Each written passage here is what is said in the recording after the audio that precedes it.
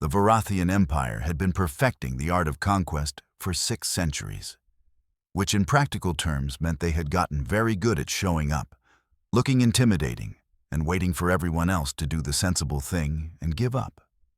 It was elegant, really. Efficient. The kind of system that made bureaucrats weep with joy because it came with standardized forms, predictable timelines, and a success rate that would make any insurance actuary nod approvingly. They called it the 3-stage subjugation method because the Vorathians loved naming things with the creativity of a tax code. Stage 1. Arrival and demonstration of technological superiority. Stage 2. Ultimatum delivery and negotiation period. Stage 3. Integration and administrative transition. Nowhere in this elegant framework was there a Stage 4. Because Stage 4 would have been things go horribly wrong, and the Vorathians had spent 600 years making sure that stage never existed. 33 species had been subjected to this method. 33 civilizations had taken one look at the Vorathian fleet, done the math on their chances of survival, and decided that being part of an empire was better than being part of history. The Quilnar had deliberated for 2 days before their council of elders formally surrendered, which the Vorathians considered a reasonable amount of time for a species to process their new reality. The Thexian collective, who prided themselves on their warrior culture, had held out for 6 days before their military command accepted that courage was admirable, but plasma cannons were more persuasive.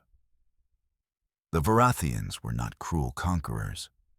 They didn't enslave species or commit genocide or engage in any of the behaviors that gave empire building a bad name. They simply incorporated civilizations into their administrative structure, improved their technology, connected them to the galactic economy, and expected gratitude in return. Most species eventually provided it, or at least a reasonable facsimile that satisfied the quarterly reports. This success had given the Vorathians what psychologists might call justified confidence, and what everyone else recognized as the inability to imagine failure. Their military academies taught the 3-stage method as if it were fundamental physics. Their strategic planning assumed compliance. Their logistics were built around the expectation that wars would be short, cheap, and conclude with paperwork rather than funerals. Commander Vexcol had personally overseen 12 successful incorporations, which made him something of a rising star in the Imperial fleet. He was methodical, professional, and possessed the kind of attention to detail that made him excellent at conquest and unbearable at dinner parties. When he received his orders to proceed to target designation 34, a small planet the natives called Earth, he approached the assignment with the enthusiasm of someone who had done this before and expected to do it again. The intelligence briefing on Earth was unremarkable. The dominant species, who called themselves humans, had achieved nuclear fission, rudimentary spaceflight, and global communication networks. They were divided into approximately 200 competing political entities, which was higher than average, but not concerning. Divided species were easier to conquer than unified ones. They also showed evidence of frequent warfare among themselves, which suggested they understood violence, but lacked the coordination to apply it effectively against a superior force. Commander Vexcol read the report, filed it appropriately, and prepared his fleet for what he expected to be a textbook operation. Arrival date was calculated, fleet composition finalized, and the standard ultimatum was translated into all 4,000 languages the Vorathians had on file, because attention to detail mattered even when threatening primitives. The Vorathian fleet emerged from faster-than-light travel at the edge of Earth's solar system, with the precision that came from 6 centuries of practice. 400 warships arranged themselves in formation Epsilon 7, which had been mathematically proven to create maximum psychological impact while maintaining optimal firing solutions. It was beautiful in the way that overwhelming force could be beautiful. A demonstration of power so absolute that resistance became absurd. The humans noticed immediately, which was expected. Their telescopes swiveled toward the fleet. Their communication networks lit up with activity.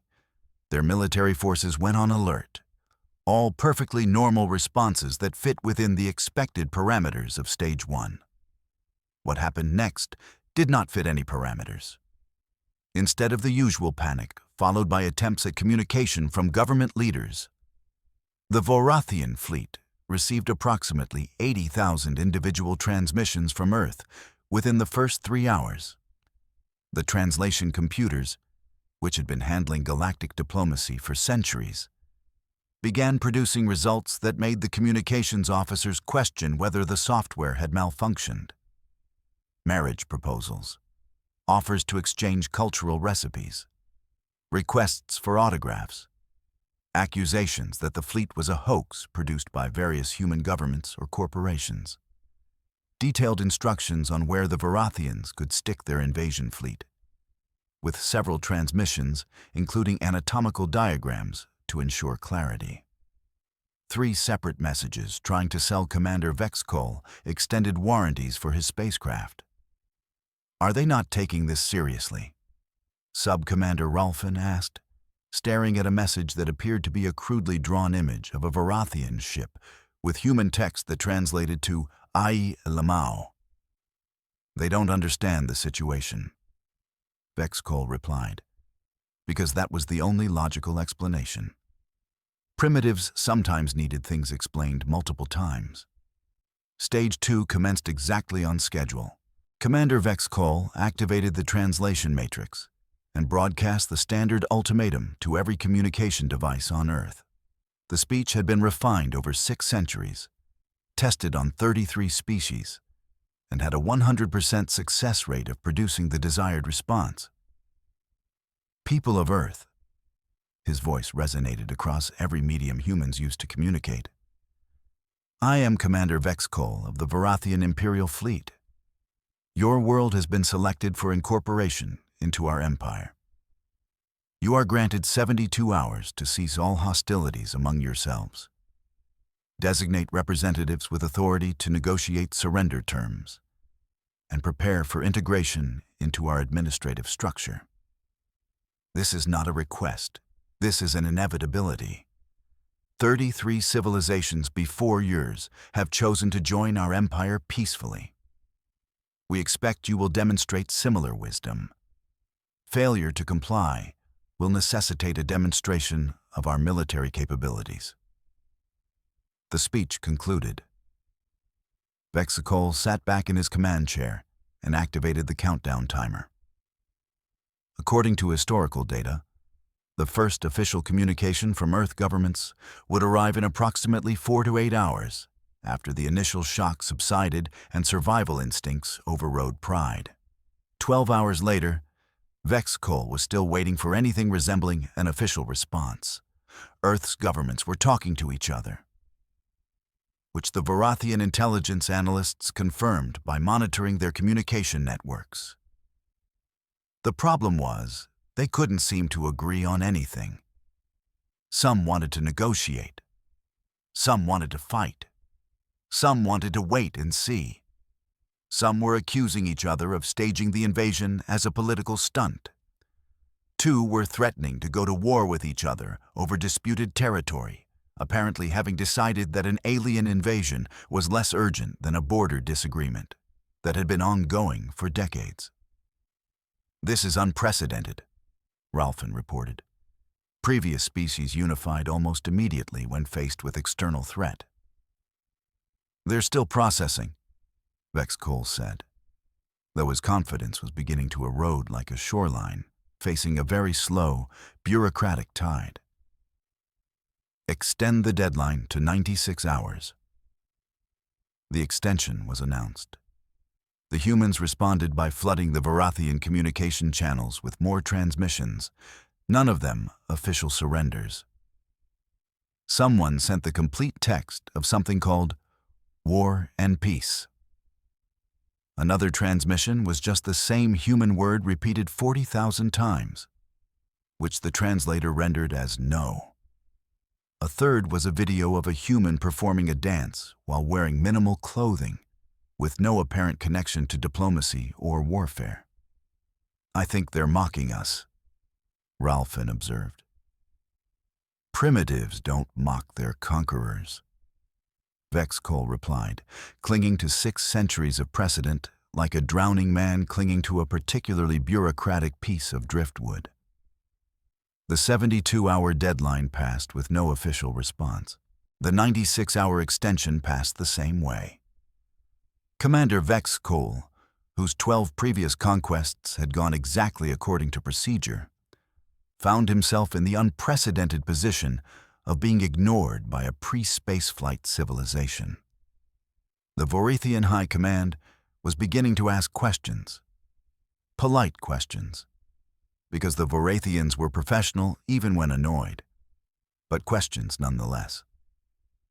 Why was a routine incorporation taking longer than a contested one? Why hadn't the humans surrendered? What was the delay? Vexcol authorized Stage 1, Subsection C, demonstration of military superiority through precision strike on uninhabited target. The Vorathians selected an asteroid in Earth's solar system, one large enough to be impressive, but far enough from the planet to pose no danger. The fleet's primary weapons array reduced it to component atoms in a display of power that should have made it abundantly clear that resistance was suicide. Earth's response arrived 18 hours later. The humans launched nuclear weapons at their own moon, not at the Vorathian fleet, at their own natural satellite. 3 separate warheads, launched by 3 separate governments, apparently in competition to see who could create the largest explosion on the lunar surface. They're demonstrating their military capability, the intelligence officer reported, trying to make sense of it. They're demonstrating insanity, Vexcol corrected. What species attacks their own celestial bodies? The answer, apparently, was humans.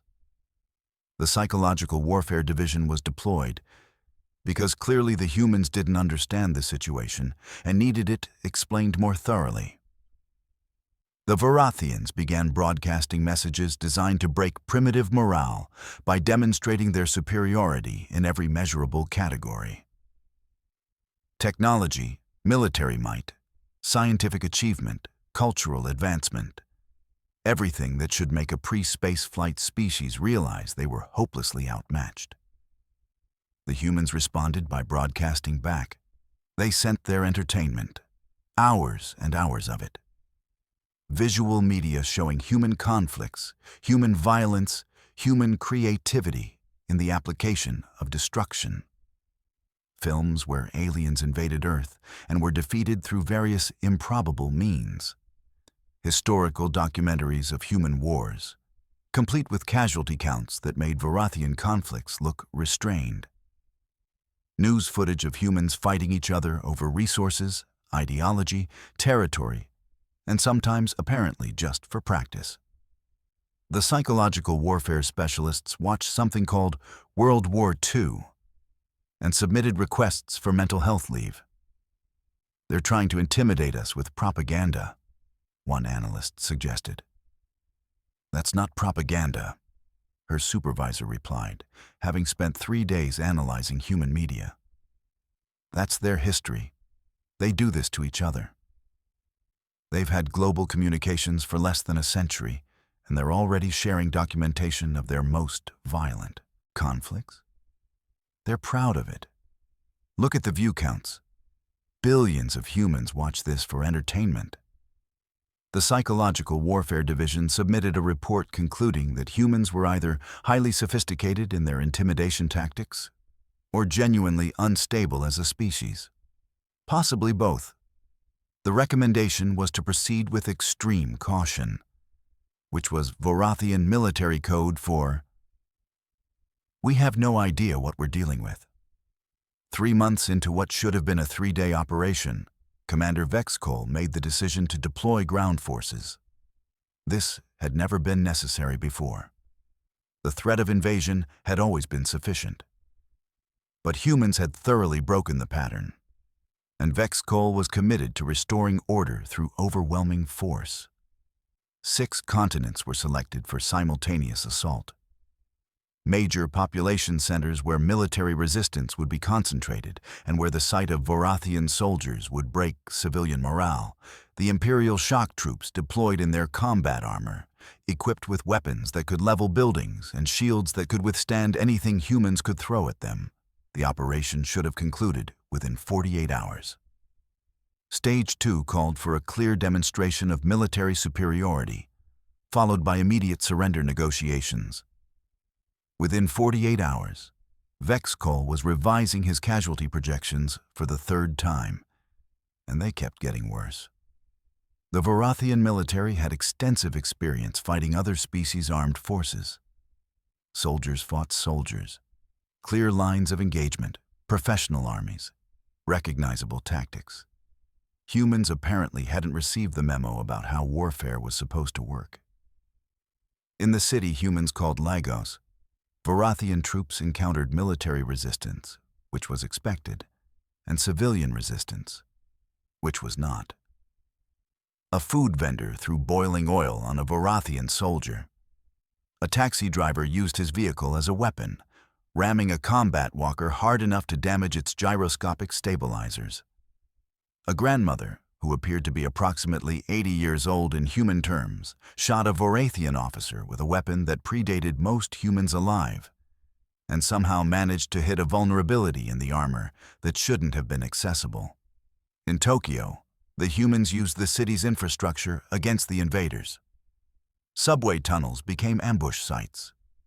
Building facades that appeared decorative turned out to be structurally integral, and their collapse was apparently factored into defensive plans. The Vorathian forces found themselves fighting an enemy that had weaponized their own urban environment. In New York, resistance was loud, aggressive, and involved more profanity than the Vorathian translators had previously encountered in all 33 previous conquests combined. Multiple Vorathian soldiers requested language filters for their communication systems after being verbally assaulted by humans, who apparently considered creative insults a valid combat tactic. In Mumbai, the coordination was impossible.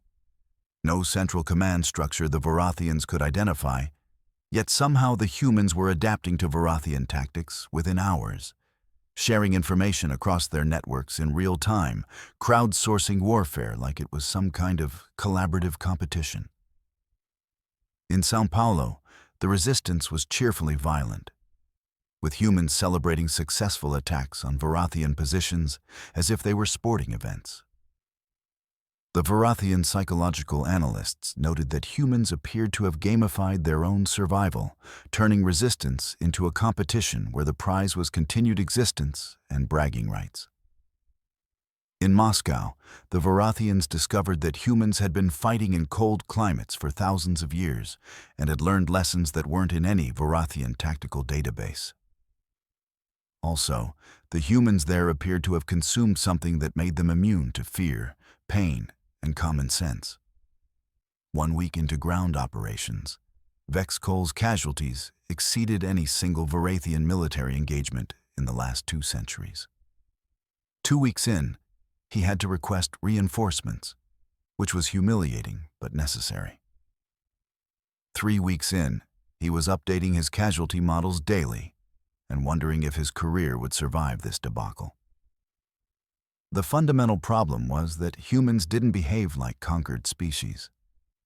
They didn't have unified command, which should have made them easy to defeat through decapitation strikes, except every city fought independently. Every region had different tactics. Sometimes individual neighborhoods had their own strategies. Some humans surrendered immediately, then attacked the moment Vorathian soldiers relaxed. Some fought, then tried to surrender, then fought again when the Vorathians attempted to process the paperwork.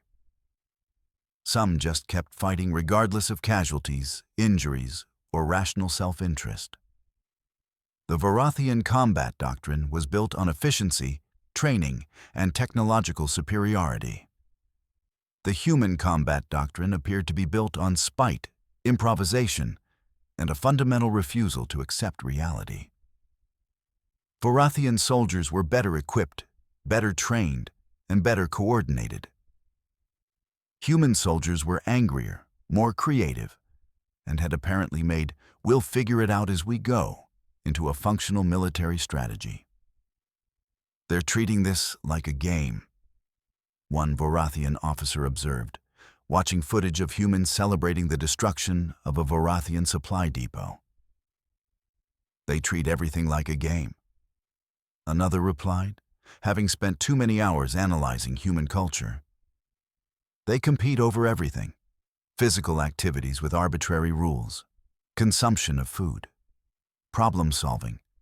They've turned competition into a fundamental characteristic of their species.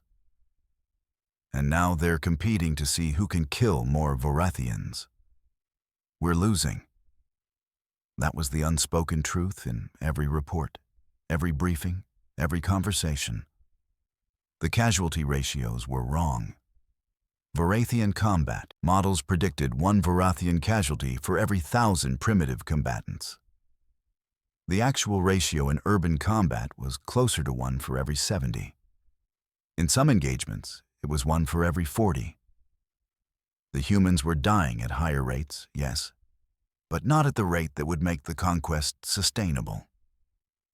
They were supposed to break. Every model said they should break. The Quilnar had broken in days. The Thexians had broken after a single major battle. Humans had been fighting for 3 months, and if anything, they seemed to be getting more enthusiastic about it. Vex Cole sent increasingly detailed reports to high command.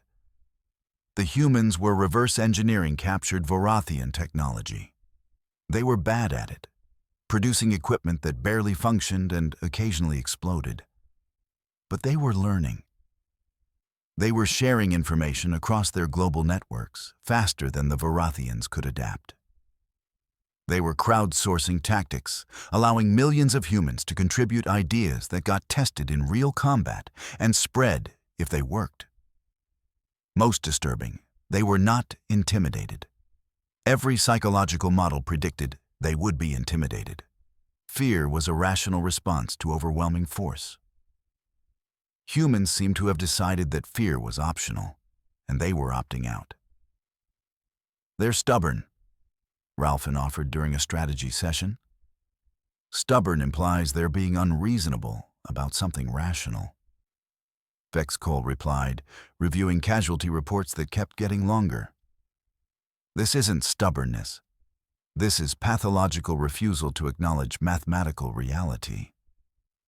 The turning point came when a human force captured an intact Vorathian supply ship in orbit. This shouldn't have been possible because humans didn't have spacecraft capable of orbital combat. What they had were chemical rockets, orbital construction equipment, and a complete willingness to strap explosives to anything that could reach space. 17 human spacecraft, if they could be called that, launched toward the supply ship. 14 were destroyed by point defense systems. 2 missed entirely and drifted off into space, presumably with very surprised humans aboard. 1, through a combination of luck, timing, and what the Vorathians could only describe as aggressive optimism, managed to dock with the supply ship before anyone realized what was happening. The supply ship's crew of 37 fought a boarding action against 14 humans in what amounted to pressure suits with weapons duct taped to them. The Vorathians should have won easily. They didn't. The humans won through tactics that the Vorathian combat database had no reference for, including one human who apparently used another human as a projectile weapon. The captured supply ship gave humans access to intact Vorathian technology, advanced weapons, and most critically, communication equipment capable of broadcasting to the rest of the Vorathian Empire. The message that went out was simple. Earth says no. 2 words, Two words that shouldn't have mattered because the Vorathian Empire had 6 centuries of successful conquest behind it and the might to enforce its will. But those 2 words reached 33 conquered worlds. Species that had surrendered because resistance seemed impossible. Civilizations that had accepted Vorathian rule because they had been shown the mathematical inevitability of defeat. And they heard, for the first time, someone saying no. The Quilnar started having protests. Small ones, easily dispersed, but protests nonetheless. The Thexian collective began slow working their assigned duties, rediscovering their warrior pride through small acts of defiance. The Plenics, who had been model subjects for 200 years, started asking questions about their incorporation agreement. The Vorathian High Command noticed. The Vorathian High Command did not appreciate what they noticed. Commander Vexkol received a quantum communication from the Supreme Military Council. The conversation was professional, as Vorathian communications always were, but the subtext was clear. Earth is becoming a symbol, the Supreme Commander stated. Symbols are dangerous to administrative stability. Earth is one planet, Vexkol replied, though his conviction was crumbling like a poorly maintained fortress wall. We have sufficient resources to complete the incorporation. At what cost? We've diverted 4 fleet groups. We've sustained more casualties than the last century combined. We've had to increase security on 6 conquered worlds. And every day we continue gives other species more time to question their own compliance. Withdrawing will show weakness. Prolonged struggle shows weakness. A dominant power doesn't need months to subdue a pre-space flight civilization. It subdues immediately, or it moves on. Vexkol wanted to argue but found he couldn't. The mathematics were clear. Earth was costing more than it would ever produce. The principle demanded they continue. The economics demanded they stop. What are your orders? Vexkol asked, already knowing the answer. The Supreme Commander was silent for a moment, that stretched longer than it should. 6 centuries of unbroken success, of the 3-stage method working exactly as designed, of conquest as reliable as orbital mechanics. All of it colliding with one species that had refused to read the script. Strategic redeployment, the Supreme Commander finally said. We are postponing Earth's incorporation pending further analysis of their developmental trajectory. Military euphemism for retreat. For admitting that the cost exceeded the benefit. For acknowledging that the pattern was broken. Vexkol felt something he had never experienced in 12 successful conquests. Relief. Relief that he wouldn't have to feed more Vorathian soldiers into Earth's urban warfare grinder. Relief that he wouldn't have to explain to more families why their relatives had died conquering a planet that should have surrendered in 72 hours. The Vorathian fleet withdrew over 6 days, slowly enough to maintain the appearance of choice, quickly enough to suggest they had more important priorities elsewhere. The official imperial statement declared that Earth had been granted an extended evaluation period, and that incorporation would be revisited when human civilization had matured to appropriate developmental metrics. Everyone knew it was diplomatic fiction. The Vorathians weren't coming back. Not to Earth. Not to the species that had broken 6 centuries of precedent. On Earth, the humans immediately began arguing about who deserved credit for the victory. Every nation claimed the primary role. Every military force insisted their tactics had been decisive. Every region wanted acknowledgement of their contribution. Within a week, they were back to arguing about borders, resources, trade agreements, and all the disagreements that had existed before the Vorathians arrived. But something fundamental had shifted. For a brief period, humanity had been united against an external threat. They had proven that when sufficiently motivated, they could coordinate despite their fractious nature. They had demonstrated that their competitive, argumentative, chaotic approach to existence was somehow also a strength. The galaxy learned something too. The Quilnar rebelled 8 months after Earth's victory. Their uprising was suppressed, but it took 3 months instead of 3 days, and the casualty ratios were concerning. The Thexian collective rebelled a year later, and this time they won their independence.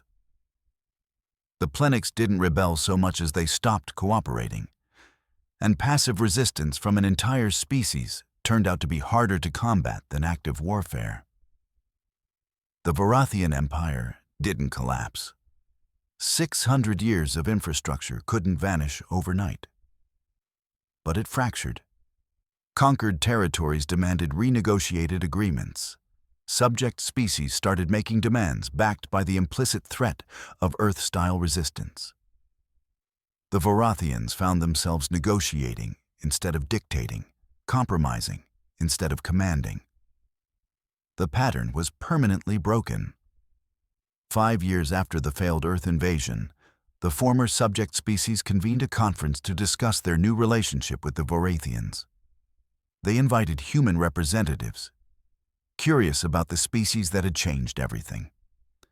The humans sent 12 different delegations representing different regions, governments, and philosophies. They spent the first day of the conference arguing with each other about who should speak first. The other species watched in fascination and horror as humans somehow cooperated while competing, agreed while arguing, and made progress while contradicting each other constantly. "How did you do it?" a Quilnar diplomat asked during a reception. "How did you resist when all of us surrendered?" The human representative, a military officer with scars from the invasion, considered the question. "We didn't know we couldn't win. Nobody explained to us that resistance was impossible, so we just kept trying until something worked." "You succeeded through ignorance of your own limitations?" "We succeeded through refusal to accept anyone else's assessment of our limitations. There's a difference. Ignorance is not knowing something. Defiance is knowing something and choosing not to care. But you were inferior in every measurable way." The human smiled, and it wasn't entirely a happy expression. "We've been inferior to nature our entire existence, inferior to weather, to disease, to our own worst instincts. We lose constantly. We're just really bad at staying lost." The Quilnar diplomat considered this. And now, what will humanity do with their independence? Probably spend the next century arguing about it. Build some spacecraft. Figure out faster-than-light travel through trial and error, emphasis on error. Find something new to compete over. The human paused. "Why do you ask?" "The galaxy is curious about your intentions." "Our intentions are to keep existing and see what happens. Same as always. That's it. That's everything." Commander Vex Cole, retired and living on a quiet colony world far from Earth, published his analysis 3 years after the withdrawal. The document was titled Strategic Assessment: Why Earth Incorporation Failed and Should Not Be Reattempted. It became required reading at Vorathian military academies, not as a manual for conquest, but as a warning about assumptions. In the final section, he wrote, "The 3-stage method succeeded for 6 centuries because it was built on rational actors responding rationally to overwhelming force. Humans are not irrational, but they are unreasonable. They understand they are outmatched and attack anyway. They acknowledge superior force and treat it as motivation rather than deterrent. They calculate the odds of success and proceed when those odds are unacceptable. There is no stage in our method for species that choose principle over survival. We could have destroyed their world, but they would have died fighting. and in doing so would have transformed us into the thing we claimed we were not, destroyers rather than incorporators. We withdrew not because we couldn't win militarily, but because winning would have required becoming something we were not willing to become. They didn't defeat us through strength. They defeated us by making victory more expensive than we were willing to pay. The galaxy adjusted to its new reality. The Vorathians remained powerful, but no longer dominant. Former subject species became partners, negotiating from positions of leverage rather than supplication. The careful order of empire gave way to the messy complexity of confederation. And Earth built a space program that made safety regulators from other species file formal complaints about humans strapping themselves to controlled explosions and calling it transportation.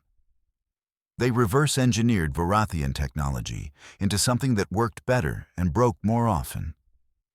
They started exploring their local stellar neighborhood with the same enthusiasm they had brought to resisting conquest. "Do you think they'll be peaceful?" a Plenix engineer asked, watching human spacecraft conduct what appeared to be a race around their moon. "I think they'll be themselves," a Thexian observer replied. "And I think we should be grateful we're not their enemies." "Are we their friends?" "I think we're people they haven't competed with yet." 3 decades after the invasion, humanity had a functioning interstellar capability built from Vorathian technology, human innovation, and what could only be described as optimistic engineering. They still didn't have a unified planetary government, which other species found baffling. The answer was, they didn't need one.